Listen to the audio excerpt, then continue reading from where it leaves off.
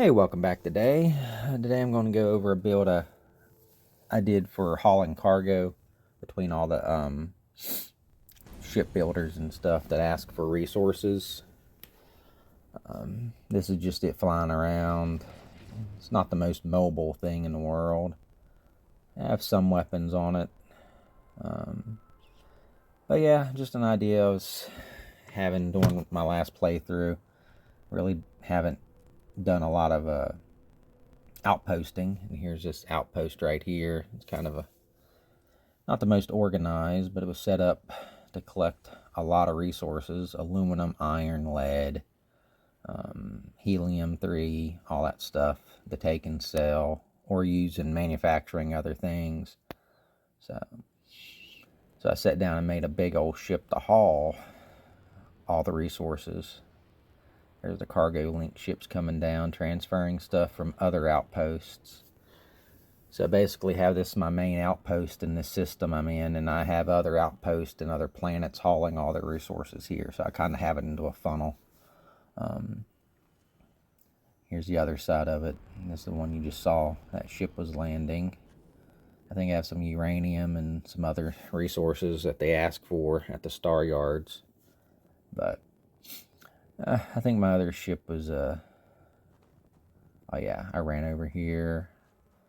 I have to switch to my ship to get it to come over to this one. It was kind of glitching out. There it is. I converted the razor leaf, and here it is. I think I change out this weapon or add another one to it. And then I just basically go through here and show you what each item is and break it down. And then I tear the ship apart and kind of give an idea what the layout looks like. And then I just zip it back together. But yeah, so not really a conventional build video, just kind of just showcasing a build I've done. Just some tweaks here, because that weapon was like right in front of the cockpit, and you kind of, doesn't really affect flying in third person. But if you wanted to fly in first person, yeah, it would be kind of right in your face, looking out the cockpit into outer space. So there we go. And I think I start with the landing gear, or I might zip away the weapons first and delete them off. The obliterate turrets. I think I had mainly turrets on here and some manual guns. But yeah, there's that landing gear, that Hope Tech, and that's that engine, the 633 SAL. It's not the best, but and that landing gear, that Hope Tech, that I had to use those. It was so heavy. There was no other landing gear. Tried to use some from Stroud Eklund, but I had to, it just took too many. And I almost had the max engines of those out. I think I had 5 on it. Yeah, I delete the weapons. And I think I zoom back out here in a moment, and you can kind of see the shell of it without the landing gear. Basically just all the cargo I had on this thing. Yeah, on this screen it says 20,200 cargo, but with the skill points in the right location in the skill tree, I actually got it over 30,000 units of cargo this thing can haul. Hence the heavyweight landing gear, which I can only find that at Hope Tech. No other place I could find anything that actually had that much thrust on it for the landing gear. And these are just splines, like kind of a hallway I made just to attach more landing gear on it. Yeah, I can't remember how many of these big cargo things I had on here, but it was quite a bit. And now I'm just going to take it down to the skeleton of it. Kind of just show how I assembled it. It's kind of just a hodgepodge of stuff, something I was playing with for a big hauler. Heptech pipes, galleon cargo.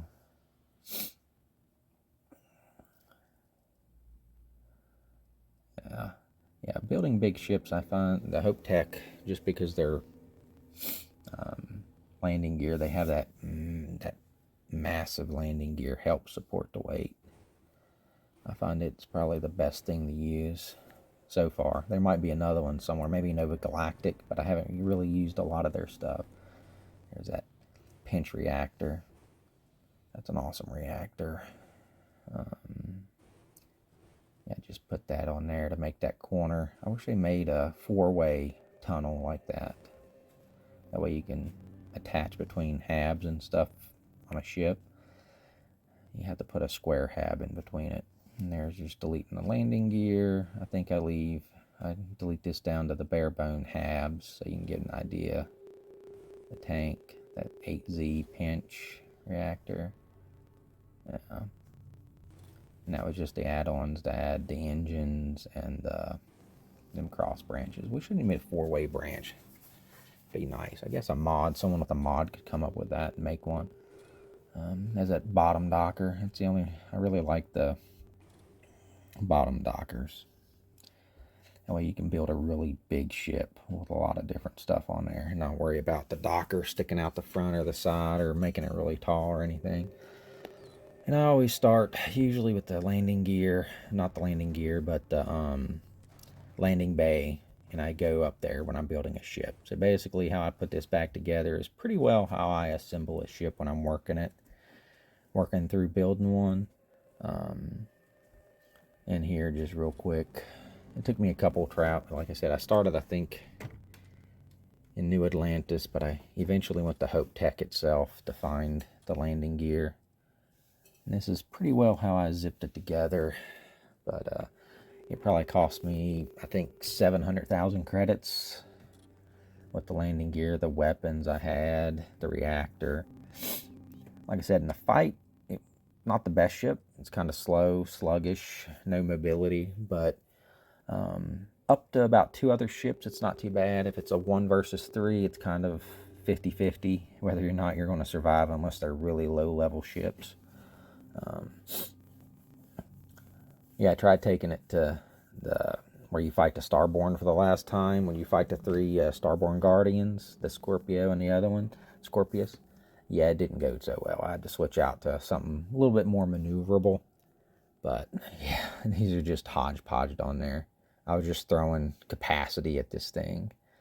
But, yeah, I mean, I could hold a ton of resources on this thing. I think it's like 32,000, a little over.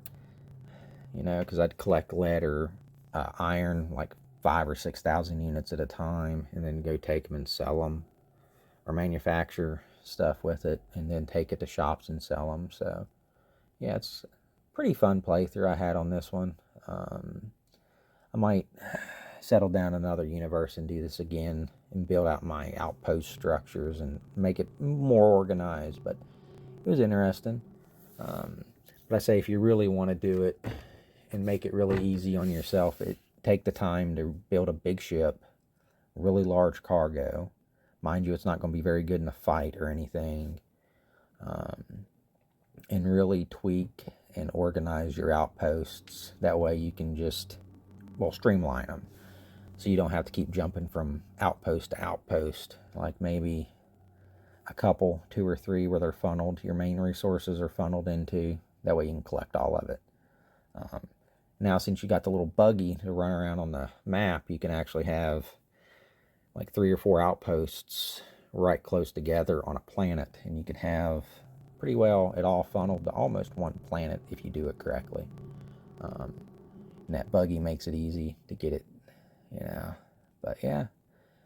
And then I put these engines on there, but yeah, it's kind of almost looks like a Hope Tech design ship. If you go through there where you can buy their ships, it almost looks like something that you could buy from Hope Tech. But yeah, there's the engine. I think I had 5 of those. I could have put, I think, another one on there. I thought about doing it before I went through the Unity again, but I didn't. Yeah, it was a ton of them. What was that? 5 landing gear, 6, 7, 8 landing gear. Yeah, I think they had the thrust of 5 to get all that weight off. Total mass 6,575. Mobility 23 with 5 engines. So even with another engine, it might have went up to maybe 40 or 50 mobility. Mainly turrets for the weapons, with a couple main guns just to help out in the fight. But yeah, it was a fun building this and coming up with it. I think I show you taking off here. Give you a nice shot taking off. So, well, thank you for anyone that sat through all my rambling here and watched this. I appreciate it. And you have a good day. All right. And we'll take off here. All right. Take care.